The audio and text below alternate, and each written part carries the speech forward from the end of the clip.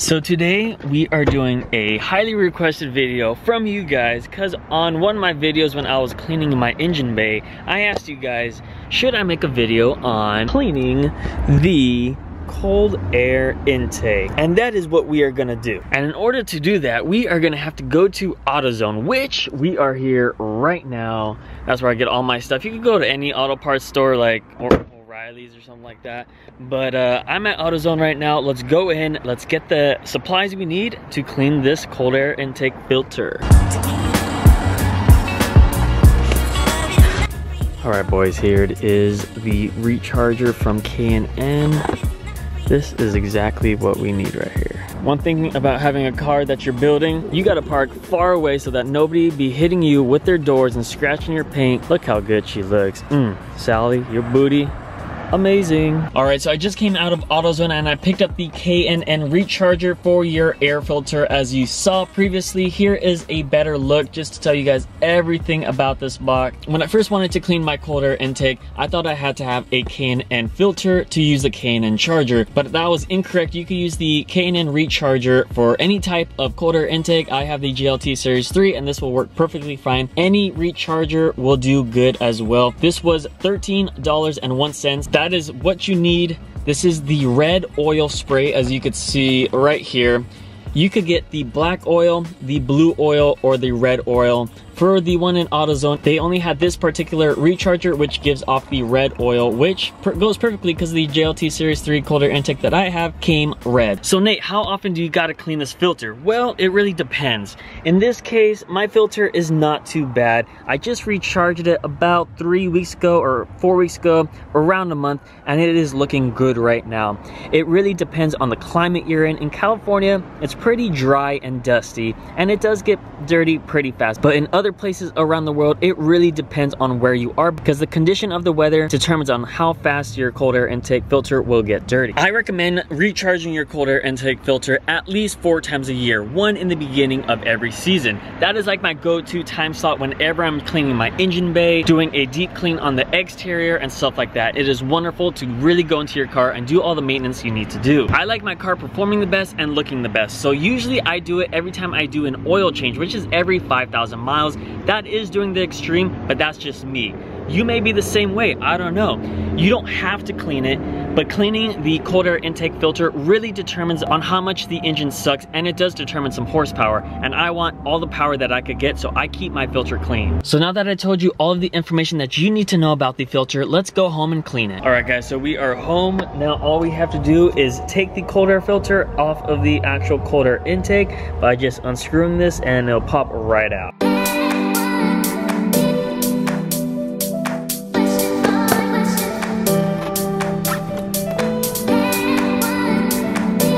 So we are going to finish this video outside because it is better lighting than in my garage, but I have the cold air intake filter right here, as well as the kit right here. So let's go ahead and finish this. One thing that I really do want to mention is that when you do clean the filter, you want to make sure you have a good at least 4 to 6 hours when you do clean this, because we do have to let it dry completely in one of the steps. Whenever I clean my filter, I usually do it at nighttime when I know I'm not going to be driving my car, so I can let the filter dry overnight. Just to point that out to you guys when you are cleaning the filter. All right, so the first thing we are going to do is take the K&N power cleaner. Basically, this is just a degreaser to take the oil off of the filter. You can see the black spots there, and what we are going to do is spray this entire air filter until it is coated with a degreaser, and we're gonna let it sit for about 10 to 15 minutes before we rinse it off with a hose. Don't forget to shake it up.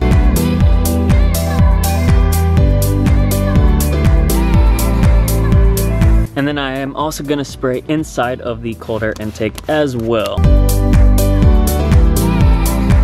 All right, so this is covered in the degreaser. Let it do its thing, wait about 10 minutes or so. And actually, we forgot to do the top, so let's go ahead and spray some degreaser on the top of the cold air intake. All right, now we have the full cold air intake drenched in the degreaser. Now let's wait 10 minutes to rinse it off. A few moments later. All right, so the filter has been soaking for about 10 minutes, and now we are going to take a hose. We are gonna do it on the shower mode. We don't want a powerful flow of water. We just want something nice and gentle to take off the degreaser on the cold air intake filter. And what we are gonna wanna do is only spray from the inside to out, not outside to in, because you're just gonna be drawing dirt back inside. And it just takes a light hose. You don't really need a nozzle. You could do this just with the plain hose. I have this to help me out. And basically we are just going to spray inside and take all of the oil out. You could see all of the oil, the red oil drenched.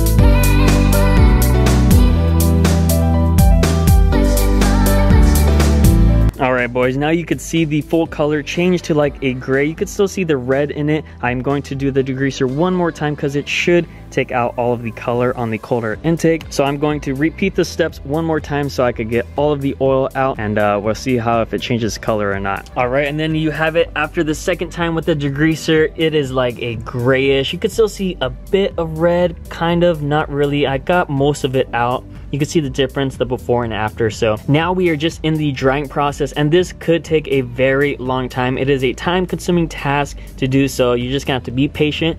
So I am gonna go and set this out in the sun. I'm gonna go have some dinner, and hopefully it gets dry later on tonight so I can re-oil it and then put it back on my car. But basically we are almost done with this full process. It's super easy. This is the only long part. And yeah, so let's let this baby dry. It's looking pretty good so far. Pro tip right now. So if you do not want to wait and you want to get it dry as soon as possible, sometimes I use my mom's hair dryer to dry out my air filter. Make sure it is on the cold setting, on the cool power, on the low setting as well, because you don't want the heat at high power. It could damage the air filter, but just letting you guys know that you can do that and it will speed up the process. Or if you have a fan, just point the fan straight to it and it will hurry up the process as well. But in this case, I'm gonna take my time. I have absolutely nowhere to go. I'm letting it dry out in the sun, and when it's completely dry, I'm just gonna oil it from there on out. So now let's just wait and go to the next step. We are back and it is the next morning, so good morning. And we have the cold air intake completely dry, as you could see right here. I let it dry for about 12 hours or so, and you could just see it's completely dry. You can still see the little red in it. It's not completely gray, but we are going to change that right now. We have the second bottle in the kit, the oil. Yeah, so we have this, and we are just going to spread it onto the cold air intake to get it nice and oiled up. We're gonna pop it open, we're gonna shake it, and we are going to apply it evenly between the grooves right here. And we're gonna apply it until we get this nice even finish upon all the grooves all around the full intake. So let's get right into it.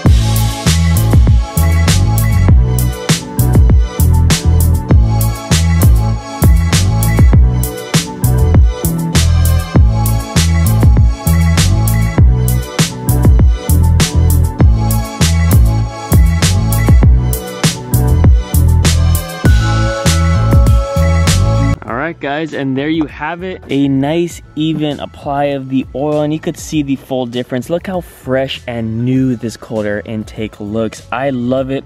I usually follow this little line right here, start to finish, like all around, and then I just keep on spraying until I see this little gray line again. That's what usually directs me when I apply the oil, but just make sure that you have a nice even finish all around. I may apply some here and there because I do see some missing spots.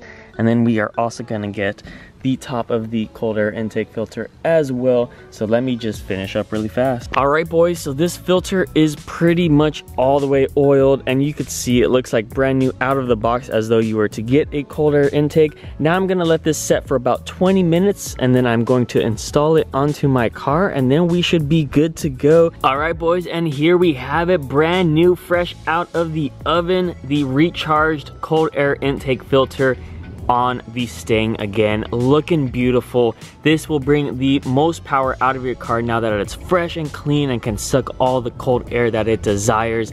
That was all that I have for you today.